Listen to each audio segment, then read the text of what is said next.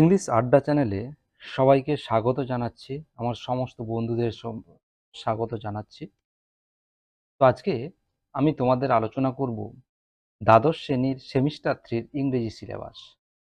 অর্থাৎ তোমরা আর কয়েকদিন পরে যে বোর্ডের এক্সাম দেবে, সেই এক্সামে থার্ড সেমিস্টারে কোন কোন টপিক থেকে কত নাম্বার আসবে, সেই টপিক থেকে সেই নাম্বারের ডিভিশনগুলো আমি চ্যাপ্টার ওয়াইজ আমি এখানে আলোচনা করে দেবো।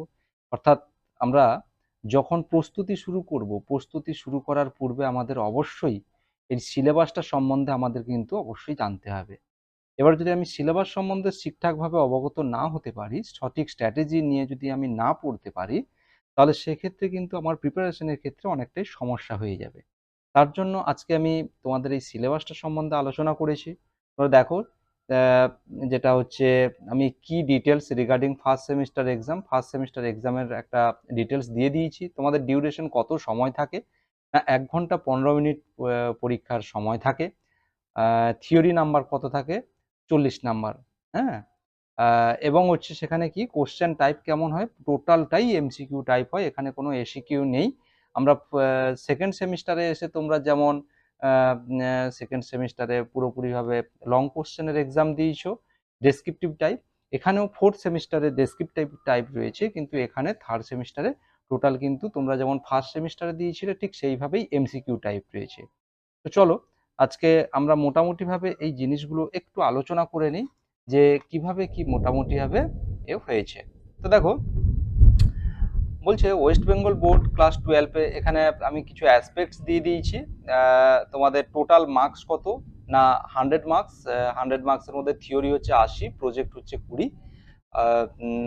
মানে থার্ডে 10 আর হয়তো ফোর্থে 10, এই মিলিয়ে হচ্ছে টোটাল 20 নাম্বার। প্রজেক্টের উপর মোটামুটিভাবে 20 নাম্বার থাকে, এটা ডিপেন্ড করে। তো দেখো এখানে সেগমেন্ট আমি দিয়ে দিয়েছি কি না, প্রোজ থেকে আসে কত 10 নাম্বার, ভার্স থেকে আসে কত 10 নাম্বার, ড্রামা থেকে রয়েছে একটাই মাত্র তোমাদের এখানে ড্রামা রয়েছে 5 নাম্বার, টেক্সচুয়াল গ্রামার রয়েছে কি সেখানে টেক্সচুয়াল গ্রামার থেকেও 5 নাম্বার। হ্যাঁ, এবার এইখানে একটা সব থেকে গুরুত্বপূর্ণ যেটা রিডিং কম্প্রিহেনশন রয়েছে, এখানে কিন্তু আনসিন এই পর্যায়ে একটু ডিফারেন্ট টাইপ অফ কোশ্চেন আসে। শুধু যে আনসিন পার্টিকুলার যে অংশটা থাকবে সেখান থেকেই 10 নাম্বার পেয়ে যাবো এমন কিছু নয়। এই এই অংশটাতেও 5 করে কিন্তু ডিভিশন রয়েছে, সেটা আমি সিলেবাসটা যখন তোমরা শেষ পর্যন্ত দেখবে সেখানেই কিন্তু তোমরা পেয়ে যাবে। তো রিডিং কম্প্রিহেনশনে কিন্তু 10 নাম্বার রয়েছে। তো এই হচ্ছে টোটাল সিলেবাস সেগমেন্ট। তো ঘটনা হচ্ছে, এবার চলো আমরা দেখে নিই যে কোন টপিক থেকে কতটা বা কিভাবে কোশ্চেন পড়তে পারে, কোন টপিক থেকে কতটা কোশ্চেন পড়তে পারে। তো দেখো, ইউনিট 1 প্রোজ, এখানে কি রয়েছে, night train at Deoli by Ruskin Bond. Ruskin বন্ডে লেখা নাইট ট্রেন অ্যাট দেওলি, এটা 4 নাম্বার এখান থেকে শর্ট কোশ্চেন আসে। স্ট্রং রুট, যেটা হচ্ছে extract from the chapter oriented from the wings of fire, এটা এপিজে আব্দুল কালামের লেখা, 3 নাম্বার আসে এখান থেকে।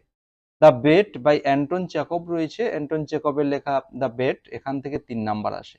তাহলে টোটাল হচ্ছে 4 3 7 3 10, 10 নাম্বার টোটাল আমরা প্রোজ সেগমেন্ট থেকে আমরা পেয়ে গেলাম।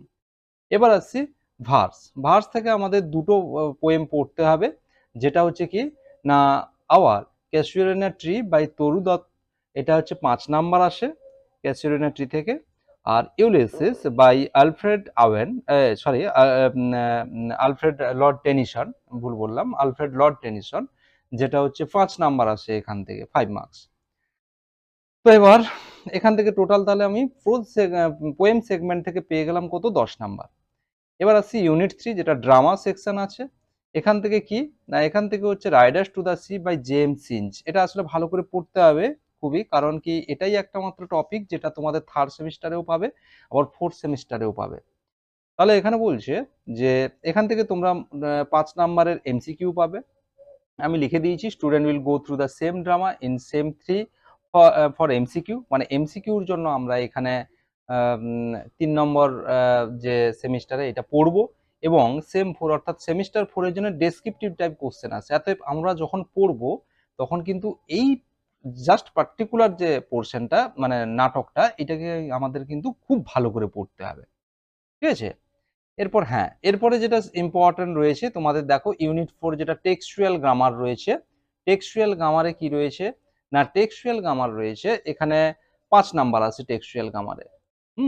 যেটা synthesis and splitting of sentences আছে, এটা কিন্তু টেক্সট থেকে, তোমাদের টেক্সট থেকেই এই গ্রামার গুলো আসে, এবং চেঞ্জ অফ ন্যারেশন আছে এবং কারেকশন অফ এরর্স রয়েছে, ঠিক আছে, এরর কারেকশন রয়েছে। তো এগুলো কিন্তু পুরো টেক্সট থেকেই আসে। এরপর রয়েছে রিডিং কম্প্রিহেনশন। এই যে আমি বলেছিলাম যে কম্প্রিহেনশন থেকে 10 নাম্বার আসে আনসিন থেকে। সে আনসিনে কিভাবে আসে না 5 question based on grammar and vocabulary item. এখানে কি রয়েছে 5টা প্রশ্ন আছে যেটা গ্রামার এবং ভোকাবুলারি থেকে আসে, আবার 5 question based on understanding and interpretation of the text. আর টেক্সচুয়াল বা এই সমস্ত ম্যাটার থেকে তোমাদের আন্ডারস্ট্যান্ডিং এর উপর কত 5 নাম্বার আছে, আন্ডারস্ট্যান্ডিং সেগমেন্ট থেকে 5 নাম্বার আছে।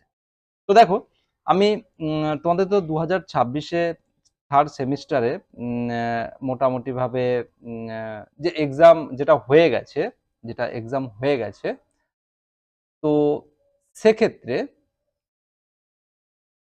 আমি একটা নাম্বারের একটা পোর্শন আমি এখানে উল্লেখ করে দিয়েছি, যেটা হচ্ছে কিভাবে কোশ্চেন এসেছিল, কিভাবে প্রশ্ন এসেছিল, ঠিক আছে, প্রশ্নপত্র কিভাবে থার্ড সেমে এসেছিল সেইটা নিয়ে আমি এখানে কিন্তু একটা উল্লেখ করে দিয়েছি, ঠিক আছে, সেমিস্টার 3 যেটা হচ্ছে যেটা এক্সাম হয়ে গিয়েছিল। তো গতবারে যেটা এক্সাম হয়ে গিয়েছিল সেইটার উপরে আমি একটা কোশ্চেন টাইপ এখানে তুলে ধরেছি। তো দেখো জেনারেল টাইপের কোশ্চেন যেটা হচ্ছে দিয়েছিল 27 খানা, ট্রু ফলস স্টেটমেন্ট দিয়েছিল কত 5টা দিয়েছিল ট্রু ফলস স্টেটমেন্ট, ঠিক আছে। ফিল ইন দ্য ব্ল্যাঙ্কস যেটা ছিল সেটা কত না 4 নাম্বারের ছিল, হ্যাঁ। অ্যাসারশন এন্ড রিজনিং এর উপর ছিল 2 নাম্বারে, রিঅ্যারেঞ্জমেন্ট ছিল কত 1 নাম্বার, কেস বেস ছিল কত 1 নাম্বার, এবং টোটাল এই নিয়ে 40 নাম্বার। তো আমাদের দেখো তাহলে আমাদের একটা জিনিস তোমাদেরকে বুঝতে হবে যে এখানে কিন্তু জেনারেল টাইপ কোশ্চেন ছিল 27, ট্রু ফলস ছিল 5, মানে সবগুলোই টেক্সট বেস, কিছু অ্যাসারশন বেস ছিল। তো এখানে কোশ্চেন টাইপটা আমি উল্লেখ করে দিলাম যে আগের যে এক্সাম দিয়েছে যারা যারা দিয়েছে তাদের ক্ষেত্রে এক্সামের কোশ্চেন গুলো কেমন এসেছিল। তো সব বড় কথা হচ্ছে তোমাদের টেক্সট ভীষণ ভালো করে করতে হবে, যেহেতু এমসিকিউ এবং বোর্ডের এক্সাম মানে বুঝতেই পারছো, যেহেতু এমসিকিউ, এক্ষেত্রে টেক্সট যদি ঠিকঠাক বা ভালো করে না পড়ো তাহলে কিন্তু একেবারে মানে কোশ্চেনগুলো পারবে না বললেই চলে। তো আমি প্রত্যেকটা টপিক খুব ভালো করে আলোচনা করে দিয়েছি, সঙ্গে সঙ্গে টেক্সট পড়ানোর সঙ্গে সঙ্গে কোশ্চেনগুলোকেও বলে দিয়েছি। এইগুলো তোমরা ফলো করলে আশা করি তোমাদের কিন্তু প্রিপারেশনে কোনো ঘাটতি ঘটবে না। আমি এখন টেক্সটের সঙ্গে সঙ্গে কিছু ইম্পর্টেন্ট এমসিকিউ দিয়ে দিচ্ছি, যেগুলো তোমরা টেক্সট পড়ার সঙ্গে সঙ্গে এমসিকিউ গুলো যে প্র্যাকটিস হিসাবে করতে পারো। এর পরবর্তীকালে আমি কি করব, এমসিকিউ গুলো সুন্দর করে প্রত্যেকটা চ্যাপ্টার থেকে ইম্পর্টেন্ট এমসিকিউ এইরকম মোটামুটি ট্রু ফলস স্টেটমেন্ট বেস, তারপরে রিঅ্যারেঞ্জমেন্ট বেস, এইরকম সবকিছুই মিলে আমি দিয়ে দেবো, যেটা কিন্তু তোমাদের পরীক্ষার ক্ষেত্রে কোনো সমস্যা হবে না। তাই তোমরা stay tune with this channel, মানে তোমরা এই চ্যানেলের সঙ্গে থাকবে এবং সবাই এই চ্যানেলটাকে সাবস্ক্রাইব করবে নোটিফিকেশনগুলো পাওয়ার জন্য। ধন্যবাদ। আজকে আমি থার্ড সেমিস্টারের সিলেবাসটা নিয়ে আলোচনা করলাম। আশা করি এই সিলেবাস নিয়ে তোমাদের মধ্যে আর কোনো সমস্যা থাকবে না। আর যদি কোনো সমস্যা থেকে থাকে তাহলে তোমরা আমাকে অবশ্যই ইনবক্স করো, ঠিক আছে, কমেন্টে জানাবে এবং অবশ্যই ইনবক্স করো। ধন্যবাদ।